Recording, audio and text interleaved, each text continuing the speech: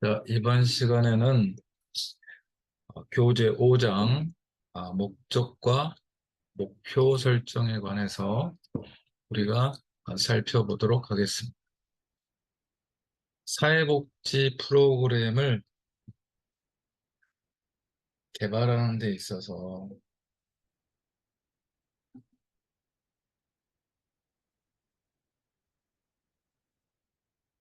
목표를 설정한다는 것은 어디로 갈 건지, 어떻게 갈 건지를 우리가 방향성을 설정하는 의미도 될 수가 있겠습니다. 프로그램 기획 과정에서 그 목표를 설정하는 의미를 한번 생각을 해보고, 목표 설정의 방법에 대해서도 한번 생각을 해보는 시간을 갖도록 하겠습니다. 프로그램 기획 과정에서 목표는 프로그램으로 하여금 문제 해결을 향하도록 방향성을 안내하는 기능을 합니다. 이 프로그램이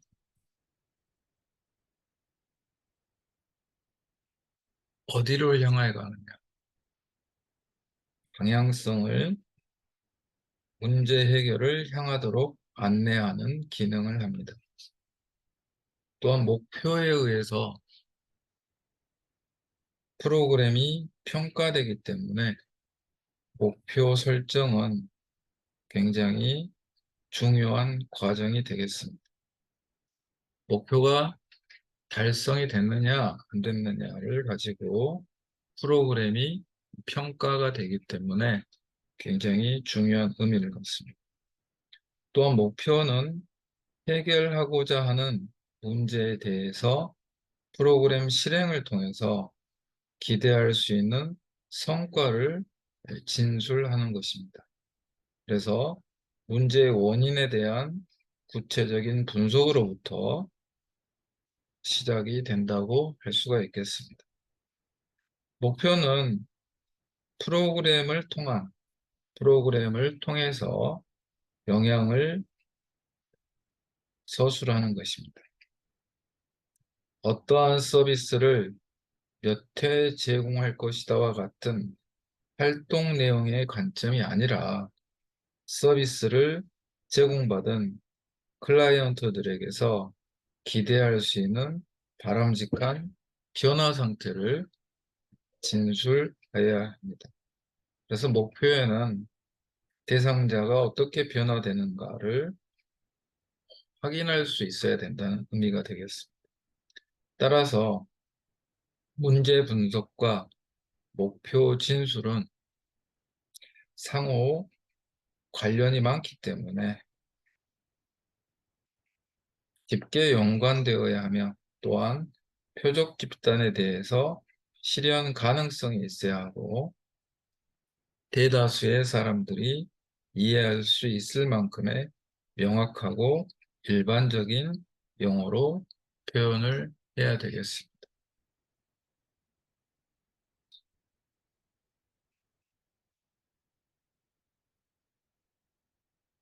그래서 넓은 의미의 목적은 이상, 우리가 현실이 아니라 이상 상황이라고 하죠. 이상 혹은 희망 상태를 나타내는 것으로서 프로그램이 성취하고자 하는 목적지를 의미합니다.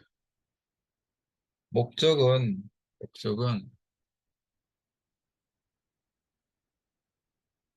우리가 상황을 제거하거나 예방 또는 개선시키면 어떠한 이상적인 조건이 나타날 것인가, 우리가 대상으로 하고 있는 집단의 바람직한 장기적 조건은 무엇인가라는 물음에 대한 답이라고도 할 수가 있겠습니다.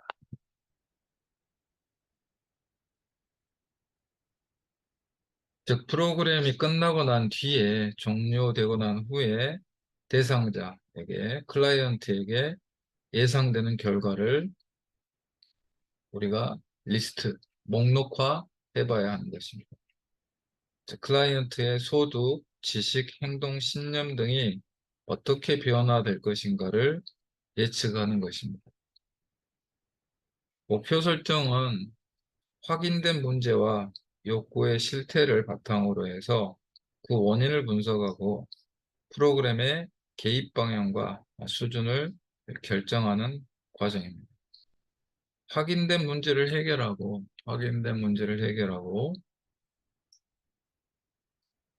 욕구를 충족시켜주는 것이 목표라면 프로그램의 목표는 드러난 현상을 없애는 것에 그쳐서는 안 되고 문제의 원인을 제거해야 되겠습니다. 여기 어느 노인 복지 생활 시설에서 제출한 프로포절의 하나의 예가 나옵니다. 노인 복지 생활 시설요. 목표는 생활자들의 삶의 질 향상에 있습니다. 삶의 질 향상.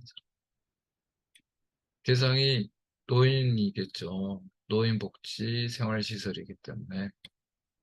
그래서 생활자들의 삶의 질의 향상을 위해서 활동 내용은 첫 번째, 노인들이 거주하는 방의 도배 장판을 새로 교체한다. 두 번째, 자원봉사자를 모집하여 노인들을 위한 스포츠 활동을 실시한다. 세 번째, 1년에 1회 제주도 여행을 한다. 자, 여기서 왜 이 세 가지 서비스를 계획하였는가라는 질문에 담당 사회복지사는 이런 서비스가 생활시설에 꼭 필요하기 때문이다. 대박. 이 세 가지가 활동 내용인데 왜 이런 서비스를 계획했는가 물어보니까 생활시설에서는 꼭 필요하기 때문이라고 답합니다. 그래서 이 프로포절은 면접 심사에서 탈락하게 됩니다. 즉, 목표가 불명확하기 때문입니다. 방을 도배하고 장판을 교체하고 스포츠 활동을 하고 제주도 여행 가는 게 대상자들의 삶의 질이 향상되는가를 측정할 수가 없죠. 그리고 노인들에게 어떠한 변화가 나타날지에 대한 언급이 전혀 없다는 거죠. 이런 대상자들의 변화 내용에 대한 것들이 목표 설정에 포함이 돼야 된다라는 의미가 되겠습니다.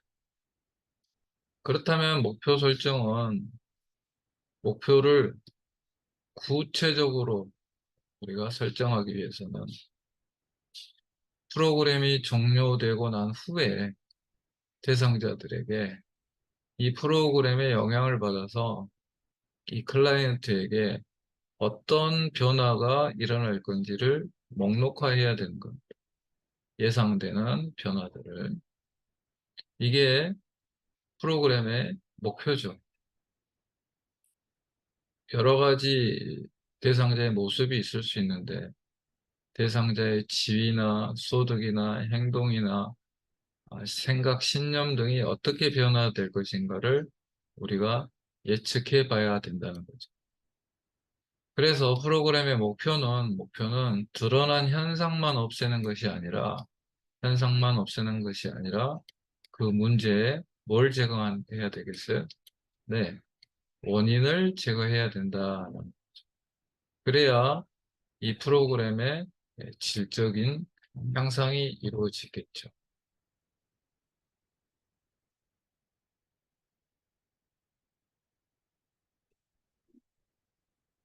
우리가 지난 시간에도 강조했듯이 결식이라는 현상을 우리가 결식은 밥을 못 먹는 거죠.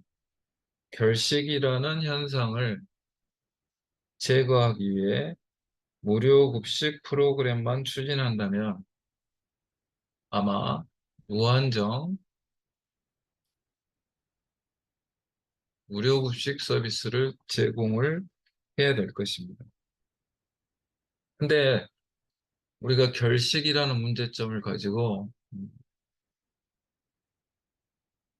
원인 분석을 해봐야 되죠. 결식의 원인이 돈이 없어서 사 먹을 수 없다라고 하면은 목표는 돈을 만들 수 있는 소득 향상이 될 것이고, 또 결식이라는 것이 가족 구성원 간의 불화 때문에 밥을 굶고 있다면 마음이 불편해서 가족 관계 개선이 목표가 될 수가 있겠습니다. 즉, 이렇듯이 목표 설정은 문제의 구체적인 원인부터 찾아보고 그 원인이 어떻게 됐는지 이 분석을 해봐서 그걸로부터 목표가 나와야 생겨야 되고 도출되고 앞으로 활동 내용을 구성하는데 어떠한 방법으로 개입할 것인지, 이제 이게 프로그램 내용이 되는 거죠. 어떠한 방법으로 개입하는가라는 게 이 프로그램 내용이 되는 거죠. 개입할 것인지, 그리고 개입의 결과가, 개입의 결과라는 소리는 프로그램 진행의 결과가 얼마나 효과적이었는지에 대한 평가와도 연결이 될 수가 있다라는 의미가 되겠습니다. 즉, 목표 설정은 문제의 형태와 규모 및 방금처럼 원인 분석, 문제의 원인과 해결 간의 논리적 모델, 그리고 클라이언트 집단의 성격과 규모, 기관의 정책, 자원 동원 가능성 등에 의해서 범위와 방향이 정해질 수가 있겠습니다. 그래서 목표 설정에서 가장 중요한 것은 프로그램 실행을 통해서 무엇을 얻을 것인가, 무엇을 성취할 것인가를 분명하게 하는 것입니다. 간혹 독수리 오용제도 하기 힘든 것을 프로그램을 목표로 제시하는 경우도 있습니다. 프로그램의 비용 효과성이 높게 보이려고 너무 과장하거나 성취할 수 없는 것을 목표로 삼는 것은 포항된 내용이 되겠습니다. 그래서 프로그램 기획과 관련된 목표라는 용어는 목적, 목표, 세부 목표 등으로 구분하여 사용을 하게 됩니다. 그래서 어떤 목적을 달성하기 위해서 이런 하부 목표가 있다. 하부 목표를 달성하기 위해서 더 세밀한 목표가 있고요. 또 세부 목표를 달성하기 위한 다양한 활동 내용이 존재한다.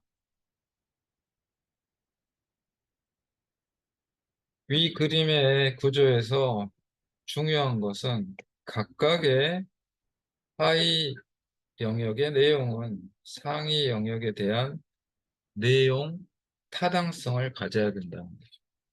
즉, 여기 보면은 제목이 목표의 구조화, 위계화라고 되어 있죠. 이거는 각각의 목표 달성을 위한 이 하위에서부터 상위까지 서로 연관성이 있어야 된다.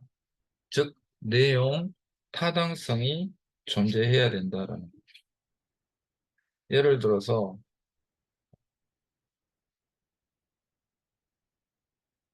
여기 이 세부 목표 하나가 지적 장애인의 대인관계 능력 향상이라고 했을 때 활동 내용을 가족 캠프 1박 2일, 월 1회 축구 경기 등으로 구성이 됐다면 이게 가족 캠프 가는 거하고 축구하는 것이 지적 장애인의 대인관계 능력을 향상하는 데 도움이 되는가라는 의문점을 가져야 되는 거죠. 활동 내용 몇 개가 성공적으로 수행되면은 세부 목표가 달성이 돼야 됩니다. 방금 예를 든 것처럼 축구를 한번 하고 가족 캠프를 갔다 오는 것 자체가 그 상위에 있는 지적 장애인의 대인관계 능력 향상이라는 목표가 달성이 될 수가 있나라는 것을 설득력 있게 설명이 돼야 됩니다. 또 세부 목표 몇 개가 합쳐서 이 세부 목표가 합쳐져서 그 상위 목표가 달성이 될 수 있는가라는 연관성, 인과관계를 설명을 명확하게 설득력 있게 해야 된다는 의미가 되겠습니다. 목표는 목적을 보다 구체화하는 것입니다. 목적을 달성하기 위한 여러 가지 목표가 존재하는 거죠. 그래서 목표는 목적을 보다 구체화한 것으로서 목적지의 구체적인 위치를 알려주는 것과 같다고 할 수가 있겠습니다. 예를 들어서 환경오염 방지를 위한 캠페인을 우리가 한다고 생각을 해봅시다. 그래서 환경오염 방지 캠페인은 궁극적인 목적은 환경오염 감소가 되겠지만은 목표는 종량제 봉투 사용률의 증가, 쓰레기 투기의 감소, 분리수거 비율의 증가 등이 될 수가 있을 겁니다. 이것은 바로 성과 목표와 연결이 되는 것입니다. 즉, 세부 목표는 활동을 통해서 성취하고자 하는 것으로서 프로그램에 대한 성과 평가는 바로 세부 목표의 달성 정도를 평가하는 것이라고 할 수 있겠습니다. 사회복지 공동모금에서는 세부 목표를 산출 목표와 성과 목표로 구분해서 사용을 하고 있습니다. 그럼 산출 목표와 성과 목표가 뭔지 한번 살펴보도록 하겠습니다.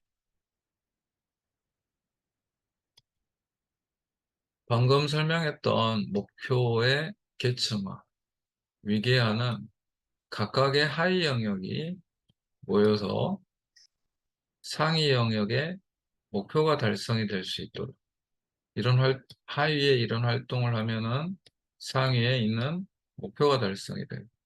여러 가지 목표가 모여서 더 상위에 있는 목표가 달성이 되고 목적이 달성될 수 있는 게 목표의 계층화, 위계라고 할 수가 있겠습니다. 각각의 하위 영역은 상위 영역에 대한 내용 타당성을 가져오고 있어야 됩니다. 위계적으로, 계층적으로 전부 연관성이 있고 설득력이 있어야 됩니다. 즉, 활동 내용 하위가 성공적으로 수행되면은 상위에 있는 세부 목표가 달성이 돼야 된다는 게 내용 타당성을 의미됩니다. 아래에 있는 게 달성이 됐는데 위에 게 달성이 안 된다라고 하면은 타당성이 부족하다는 거죠. 목표가 지적장애인의 대인관계 능력 증진인데 활동 내용이 가족 캠프 간다, 축구한다라고 하는 것이 설득력이 존재하겠는가라는 거죠. 이런 것처럼 하위 목표나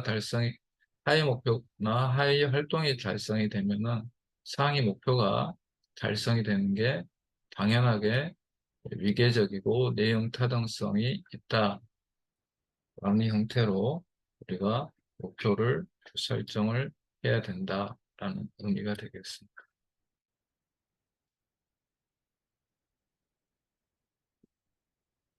이제 산출 목표와 성과 목표에 대해서 살펴보겠는데요. 산출 목표는 프로그램을 진행하다가 자연스럽게 나오는 산출물에 대한 산출 목표가 되겠습니다.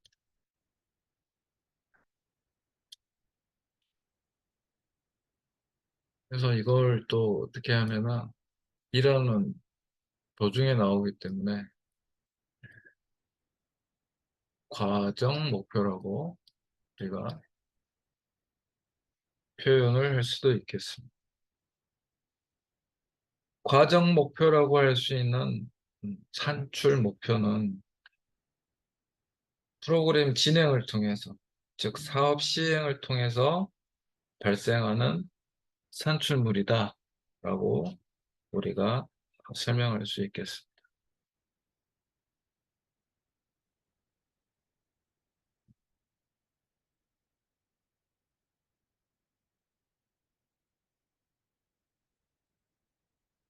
예를 들어서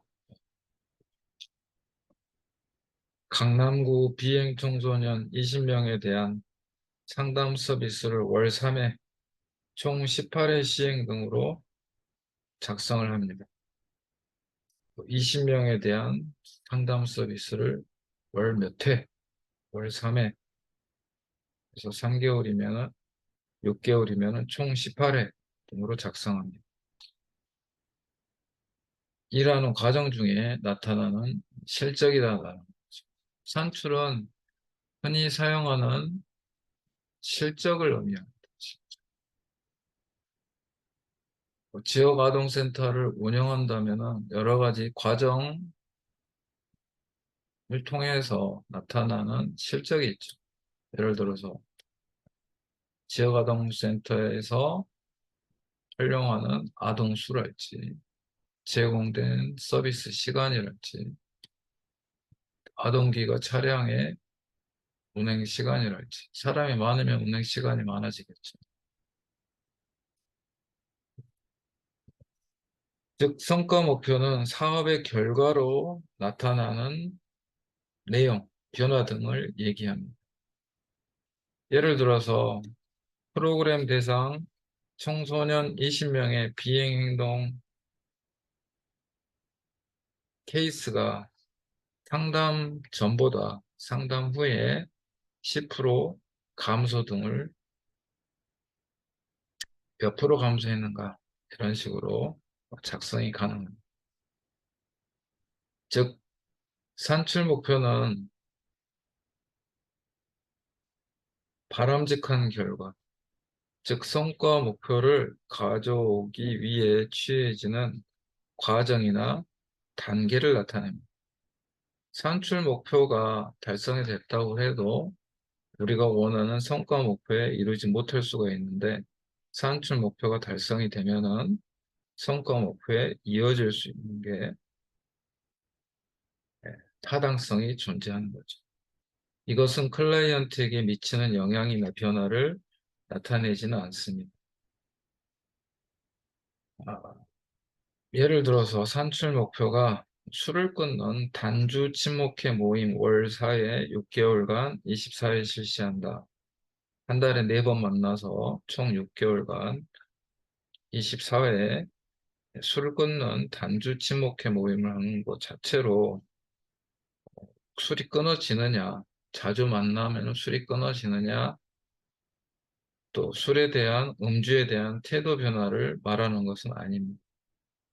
그러나 활동 내용이 문제를 어떻게 다루는가를 전체적으로 이해하는데 중요하기 때문에 산출 목표는 공식화 될 수 있습니다. 이런 산출물들을 통해서 제공된 서비스 양이나 사업이 어느 정도 진행되고 있는지 파악할 수가 있는 것입니다. 우리가 학교를 다니면 강의를 듣잖아요. 그래서 이 강의를 이해하고 지적인 수준을 높이는데 있지만 출석률도 중요하죠. 출석을 잘한다고 해서 우리가 어떤 성과 목표에 도달하는 건 아니지만은 출석을 열심히 하면은 성과 목표에 도달할 가능성이 높죠. 그렇기 때문에 이 산출에는 출석률 같은 것들도 포함이 되겠습니다.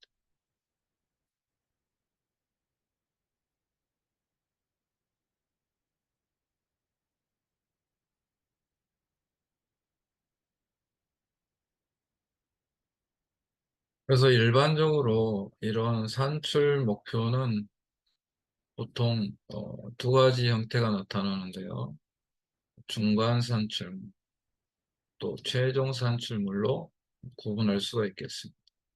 중간 산출물은 최종 산출물에 소비될 생산물과 서비스 중심이 되겠고요. 최종 산출물은 프로그램 마지막 생산물, 클라이언트 중심이 되겠습니다. 예를 들어서 직업교육, 직업기술교육을 총 200시간 했는데 15명이 취업했다. 그러면 200시간의 교육, 이게 중간 산출물이 되겠고, 최종적으로 취업이 최종 산출물이 되겠습니다. 최종 산출. 이런 산출 목표는 바람직한 결과, 즉 성과 목표를 가져오기 위해 취해지는 과정 중에 나오는 목표가 산출 목표가 되겠습니다. 이것 자체로 산출 목표 자체로 클라이언트에게 미치는 영향이나 변화를 파악할 수는 없지만 변화에 도움이 되는 중간 단계의 역할을 하고 있는 겁니다. 예를 들어 최종 산출물이 단주 친목 모임 80회라고 음주량 감소나 음주에 대한 태도 변화를 알 수는 없습니다.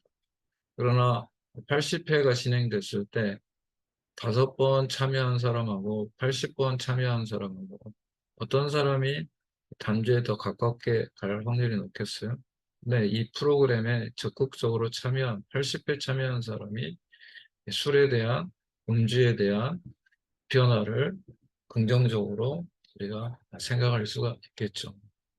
여기까지 산출 목표에 대해서 우리가 살펴봤고요.